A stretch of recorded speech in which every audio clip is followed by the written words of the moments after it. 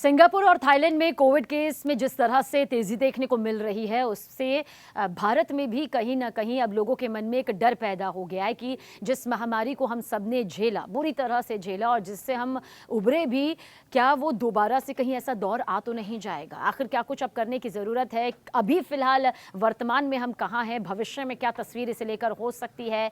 जो इतने सारे वैक्सीन हमने और आपने लगाए हैं वो किसी तरह के कारगर साबित होंगे या नहीं होंगे। बच्चे, बुजुर्ग, महिलाएं, गर्भवती महिलाएं जो कई बीमारियों से जूझ रहे हैं, उन्हें आखिर इस दौरान क्या कुछ सावधानी बरतनी चाहिए। इन तमाम सवालों का जवाब आज आपको इस वीडियो के जरिए मिलने जा रहा है, क्योंकि कोरोना को हल्के में नहीं लिया जा सकता। क्योंकि जब इसे हल्के में लिया गया था तो ये कईयों की जिंदगी में जिस तरह से भारी पड़ा, वो जख्में आज भी रुलाती हैं, आज भी दर्द देती हैं। ऐसे में क्या कुछ यहाँ पर हो सकता है, वो सवाल क्या है। सबसे पहले ये कि क्या सिंगापुर और थाईलैंड में जिस तरह से कोविड केस वाकई बढ़ रहे हैं, ऐसा हो रहा है या फिर सिर्फ ये कहने वाली बात है, हवाई बातें हैं। तो हाँ, सिंगापुर में एक हफ्ते में कोरोना के मामलों में 28% की बढ़ोतरी दर्ज की गई है और थाईलैंड में तो मई के बीच में ही, यानी कि एक हफ्ते में करीब 50,000 नए केस सामने आए। दोनों जगह अस्पतालों में, इमरजेंसी वार्ड में मरीजों की संख्या बढ़ने से बेड नहीं मिल पा रहे और लंबा इंतजार यहाँ पर करना पड़ रहा है। तो ये 100% सच है। वहीं सिंगापुर, थाईलैंड का कोरोना भारत से अलग है, अगर है तो कैसे। दरअसल थाईलैंड और सिंगापुर में देखिए कोविड-19 का XEC वेरिएंट यानी कि ओमिक्रॉन की जो सब वेरिएंट है और JN.1 के सब वेरिएंट यानी कि LF7 और NB 1.8 यहाँ पर फैल रहा है। ये वेरिएंट संक्रामक है और साथ ही गंभीर बीमारी का खतरा इसमें कम रहता है, क्योंकि मौजूदा वैक्सीन इन्हें रोकने में प्रभावशाली है। थाईलैंड में आपको बता दें कि जिस दौरान हम यहाँ पर बात कर रहे हैं, यानी कि 13 से 15 अप्रैल, उस दौरान मामले बढ़े, तो वहीं सिंगापुर में कमज़ोर इम्यूनिटी इसके पीछे की वजह है। भारत में JN.1 वेरिएंट के हल्के मामले देखे गए हैं, मुख्य तौर से केरल, महाराष्ट्र, तमिलनाडु और दिल्ली में तो इसके मरीज सामने आ भी रहे हैं। लेकिन इसकी पूरी तरह पुष्टि होनी बाकी है, क्योंकि अभी ये वेरिएंट कम खतरनाक है या ज़्यादा खतरनाक हो सकते हैं, ये भी एक रिसर्च का विषय यहाँ पर है। लेकिन सावधानी बरतनी ज़रूरी है। तो भारत में ऐसा क्या खतरा है जिसे लेकर एक बार फिर से जहन में कहीं ना कहीं डर है। देखिए, फिलहाल भारत में स्थिति पूरी तरह से काबू में है, लेकिन एक्सपर्ट्स मानते हैं, हेल्थ एक्सपर्ट्स मानते हैं, विशेषज्ञ मानते हैं कि सावधानी नहीं बरती गई तो ये जोखिम बढ़ सकता है। इसलिए दिल्ली, यूपी समेत सभी राज्य सरकारों ने अभी से तैयारी शुरू कर दी है। दिल्ली में तो अस्पताल संचालकों के साथ इमरजेंसी मीटिंग भी हो चुकी है। बेड बढ़ाने के, ऑक्सीजन को पूरी तरह से सुनिश्चित करने के जितने भी दिशा निर्देश दिए जा सकते हैं, दिए जा चुके हैं। भारत में कोविड के मामले देखिए अभी फिलहाल बढ़ रहे हैं। हालांकि अभी देखा जाए मौजूदा स्थिति में तो बहुत ज्यादा नहीं है, लेकिन राज्यवार तरीके से ये सामने जरूर आ रहे हैं।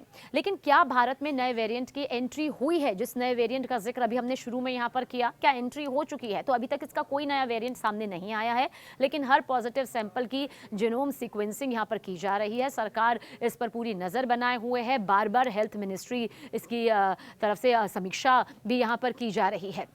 अच्छा, सरकार ने एडवाइजरी क्या दी है? क्योंकि बार बार ये कह तो दिया जाता है कि एडवाइजरी जारी की गई है, एडवाइजरी जारी की गई है, लेकिन उस एडवाइजरी में आखिर है क्या, ये भी आपके लिए समझना बेहद ज़रूरी है। दरअसल दिल्ली जैसे राज्यों में अस्पतालों को तैयार रहने के लिए कहा गया है कि अगर किसी भी तरह की कोई स्थिति सामने आती है तो बेड, ऑक्सीजन, दवाएं, वैक्सीन की जाँच फिलहाल की जा रही है। ये सब पूरी तरह से प्रॉपर होना चाहिए, स्टॉक अपने पास पूरा होना चाहिए, किसी तरह के इंतजाम में कोई कमी नहीं आनी चाहिए। वहीं यूपी हो गया, पंजाब हो गया, केरल हो गया, मुंबई से लेकर लगभग हर राज्य में अस्पतालों को अलर्ट रहने के लिए भी कहा गया है।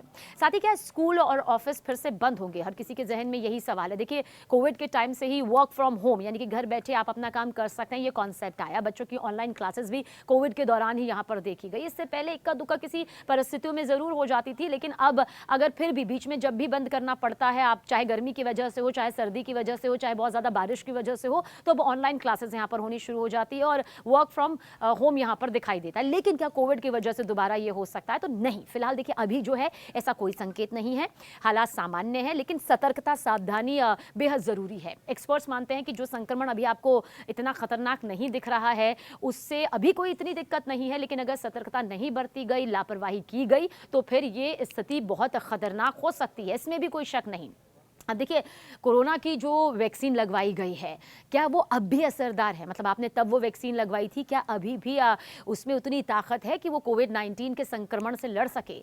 तो हाँ, ये अभी भी है। बूस्टर डोज लेने वाले लोगों में संक्रमण की संभावना कम और हल्के लक्षण यहां पर देखे गए हैं। इसलिए अगर आपने कोविड की वैक्सीन लगवाई है तो बहुत ज्यादा घबराने की जरूरत नहीं है। लेकिन बार बार देखिए, एक्सपर्ट्स यही कह रहे हैं कि इसे लेकर लापरवाही यहां पर नहीं होनी चाहिए, क्योंकि हर किसी की रोग प्रतिरोधक क्षमता जो होती है, इम्यून सिस्टम जो होता है, वो हर इंसान का अपनी उम्र के हिसाब से, उसकी सेहत के हिसाब से बिल्कुल अलग होता है। अब क्या विदेश यात्रा से खतरा बढ़ सकता है? तो जिन देशों में देखिए केस बढ़ रहे हैं, वहां आने जाने वाले यात्रियों की स्क्रीनिंग अब जरूरी हो गई है। अगर आप भी उन देशों की यात्रा की प्लानिंग बना रहे हैं तो हो सके कुछ वक्त के लिए टाल दीजिए। अगर बहुत ज्यादा जरूरी है तो सावधानी बरतते हुए ही यात्रा करें। फिलहाल अभी किसी भी तरह से कोई ऐसा निर्देश नहीं दिया गया है कि जिन देशों में मामले बढ़ रहे हैं वहां जाया ही नहीं जा सकता।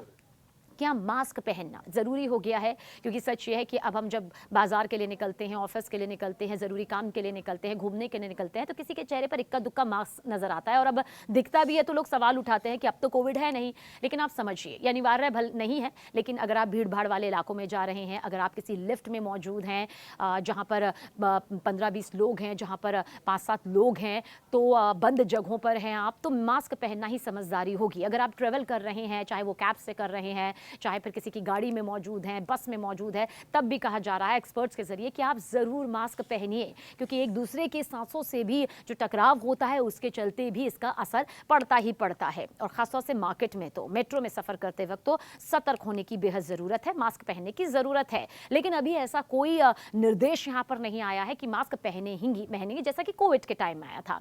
अब सवाल यह है कि अगर आपको खांसी, जुकाम, सर्दी हो गई है, अगर आपको बुखार आ गया है, तो क्या आपको टेस्ट कराना चाहिए? तो डॉक्टर्स ये कहते हैं कि देखिए, सर्दी, बुखार, खांसी, गले में दर्द, सांस लेने में तकलीफ है, तो फिर RT-PCR जरूर करवाएं। इससे पता चलेगा कि आपको कोविड का संक्रमण है या फिर सामान्य सर्दी जुकाम है, इसलिए टेस्ट जरूर करवाएं। लेकिन अगर आपको लग रहा है कि ये दिनचर्या के हिसाब से हुआ है, ज़्यादा ठंडा पानी पी लेने की वजह से हुआ है, AC में रहकर बाहर निकलने की वजह से हुआ है, तो 1-2 दिन आप अपनी मॉनिटरिंग यहाँ पर कर सकते हैं। बच्चों को क्या खतरा है, क्योंकि खुद से ज़्यादा फिक्र यहाँ पर बच्चों की होती है। तो फिलहाल मौजूदा वेरिएंट बच्चों में गंभीर बीमारी नहीं फैला रही हैं, लेकिन सावधानी उनके लिए भी ज़रूरी है, क्योंकि पहले भी जो कोविड आया था, याद होगा आपको कि वो बच्चों को प्रभावित नहीं कर रहा था, लेकिन बाद में मालूम चला कि वो भी बच्चों को बीमार कर रहा है, बल्कि उनकी सेहत पर कई लंबे लंबे वक्त के लिए असर भी डाल रहा है। बुजुर्गों और बीमार लोगों को क्या करना चाहिए? देखिए, बूस्टर डोज यहाँ पर जो ले चुके हैं उनके लिए बेहतर है, जो नहीं ले चुके हैं उन्हें भीड़ भाड़ से बचने की ज़रूरत है, मास्क पहनने की ज़रूरत है, नियमित जांच कराने की ज़रूरत है। कहीं भी संक्रमण के लक्षण नज़र आए तो तुरंत RT-PCR टेस्ट करवाने की ज़रूरत है, लेकिन हड़कंप नहीं, किसी तरह की भगदड़ नहीं मचनी चाहिए। अस्पताल जाएँ, डॉक्टर से कंसल्ट करें, डॉक्टर क्या कहते हैं उसके हिसाब से ही आगे का कदम यहाँ पर बढ़ाएं। और इसके अलावा भारत को क्या सिंगापुर, थाईलैंड जैसा हाल झेलना पड़ सकता है? तो अगर हमने सतर्कता छोड़ दी तो हाँ, यकीनन झेलना पड़ सकता है। खतरा बहुत ज़्यादा अभी नहीं है, लेकिन कहते हैं ना कि युद्ध से पहले युद्ध की तैयारी होनी चाहिए। तो ऐसे में डरना नहीं है, संभलना है। भारत में अभी पुराने वेरिएंट ही सक्रिय हैं और असर सीमित है। फिलहाल सिंगापुर का ट्रेंड ज़्यादा खतरनाक दिखता है, लेकिन भारत में सतर्कता से खतरा जो है वो कम बना हुआ है, क्योंकि यहाँ पर अमूमन अब एक ऐसा माहौल बन चुका है कि हम और आप अब पहले से ज़्यादा सतर्क हो गए हैं। डर को सावधानी यहाँ के तौर पर यहाँ पर लिया जा रहा है। तो भारत में फैल रहे कोरोना से किन लोगों को ज़्यादा खतरा है? तो बुजुर्ग जो पहले से बीमार है, जैसे डायबिटीज़ की है, हार्ट की बीमारी है, फेफड़ों की बीमारी है, सांस लेने में दिक्कत हो रही है, ऐसे लोगों को बहुत ज़्यादा ख़तरा यहाँ पर नज़र आता है। इन्हें ज़्यादा संभलने की ज़रूरत यहाँ पर होती है। तो ये वो तमाम सवाल हैं जिनके जवाब हमने एक्सपर्ट से तलाशे हैं, जिनके जवाब हमने विशेषज्ञों से तलाशे हैं, जो हेल्थ एक्सपर्ट से पूरी जानकारी के बाद ही आपके सामने यहाँ पर रखे गए हैं। उम्मीद है आप सावधानी बरतेंगे, हम भी सावधानी बरतेंगे और कोरोना की इस महामारी के दौर को दोबारा से कभी नहीं झेलेंगे।